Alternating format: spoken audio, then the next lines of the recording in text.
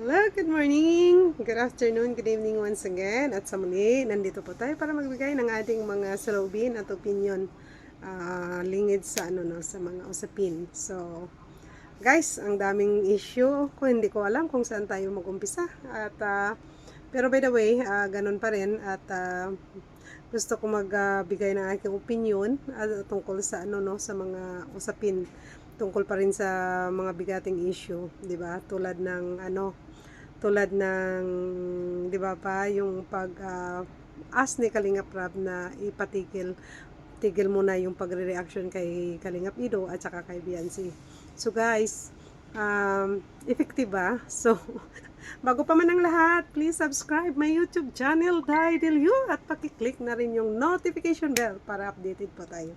Maraming salamat sa mga nagsusuporta sa akin. Taos puso po ako nagsasabi sa inyo na sobrang thank you po. So, by the way guys, dito na tayo.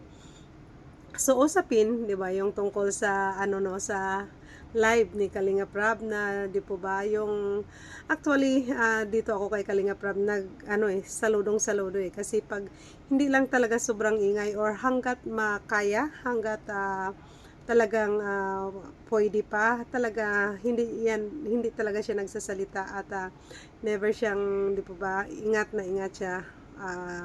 Pero at this time siguro napuna niya na rin na sobrang ingay na talaga ng mga ng mga usapin, sobrang ingay na talaga ng buzzers ni Biancy, buzzers ni Kalingap Irido. But somehow, dyan ako talaga saludo sa kanya kasi sa pagbigay niya ng reaksyon niya, sa pagbigay na ng kanyang dito, no, yung kanyang gustong iparating para sa mga Kalinga partners, sa mga reactors. So, by the way, doon ako talaga humahanga. At kahit hindi ako pa masyado okay, I mean, hindi pa ako talaga handa mag-reaction kasi parang ayaw ko parang hindi ako unprepared ba ako kasi sa tawag nito sa mga hindi ako okay sa 'di ba kung hindi ko masyado ma-deliver but yet I want to try my best kasi gusto ko magbigay ng salubin ko tungkol dito. So guys, dito po talaga ako na pa saludo kay Kalinga Prab sa kanyang sinasabi, di po ba, na itigil na si Biancy ang pagreaksyon kay Biancy at saka kay Kalingap Ido. So which is na doon talaga ako humanga, nananawagan siya, no, siya na mismo. Diyan ako humanga sa kanya kasi yung kanyang pakay para sa katahimik ng lahat.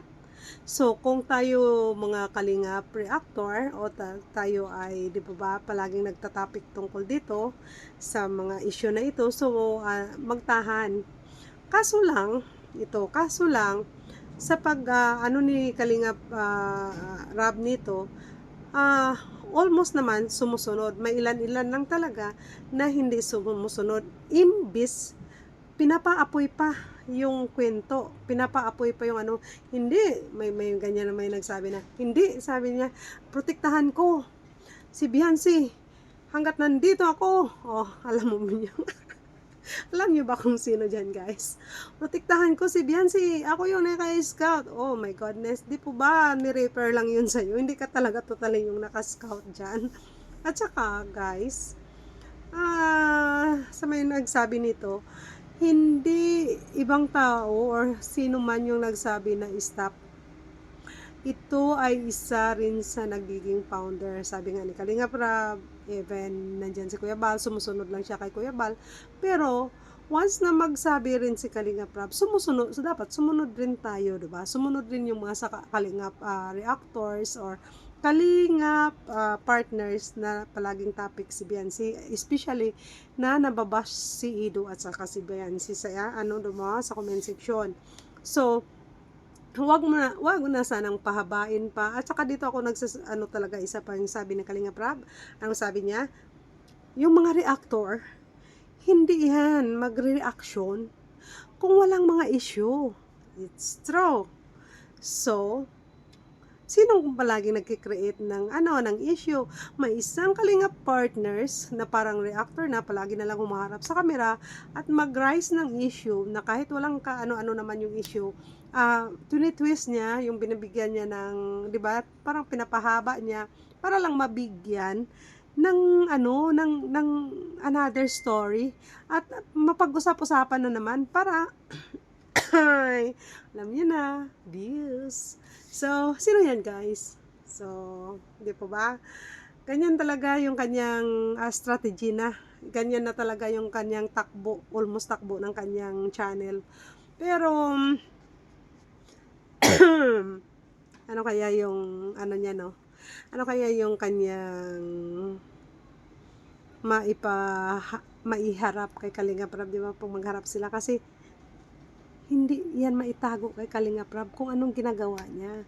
Kasi, 'di ba, si Kalinga Prab, ano nga yung sabi niya na basta iutos raw sa kanya, susundin niya. 'Di ba, pag may ano raw kasi lahat daw ng rules sinusunod niya. Pero ako totally nakita natin kung ano yung galaw niya. Although may maniniwala naman sa kanya, pero usually talaga actually hindi talaga yung hindi tama yung ginagawa niya. So nasa atin rin 'yan. Kung 'di ba, kung sorry na medyo kumati yung nasa atin rin 'yan kung paniwalaan natin siya. So kanya-kanya tayong paniniwala, kanya-kanya tayong take sa kanya.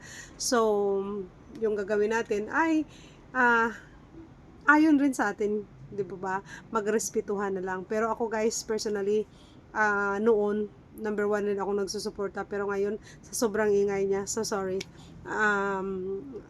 Diyan pa rin na hindi talaga ako totally mag sa kanya. Pero, hindi ko talaga, personally speaking, hindi ko talaga gusto yung kanyang style sa ngayon. So, sorry na lang. So, ganun. At saka, nawa isang araw, matawan rin siya kasi, imagine, may case na naman about sa Karaba, di ba?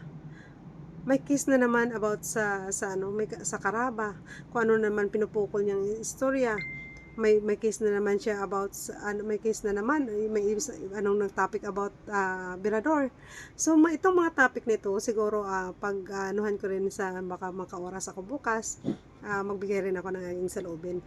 So hanggang dito na lang muna at sa muli, maraming salamat sa nagtatangkilik ng aking mga upload at maraming salamat talaga at sa sunod ko pang upload at pagmulay-mulay naman natin yung iba yung ibang topic. So tungkol dito yung conclusion ko,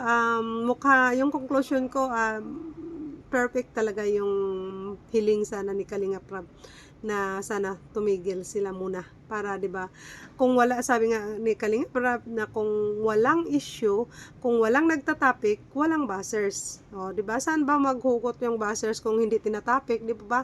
Believe kayo guys kay believe kayo kay Joy. Ever since from day 1 until now, sobra-sobra nakikita nyo pa nakailang banta, 'di ba? Yung buzzers nakailang banta sa buhay ni Joy. Ano ginagawa ni Joy? Tumatahimik lang si Joy. So ano yung outcome? Di po ba? Ang ganda ng outcome, positive guys. So yung conclusion ko dito, kung tahimik, maganda yung magiging outcome. So kung maingay, issue guys. At saka maraming buzzers. So saan sa dalawa? So guys, wag na lang nating tangkilikin yung sobrang ingay at saka yung maano sa issue.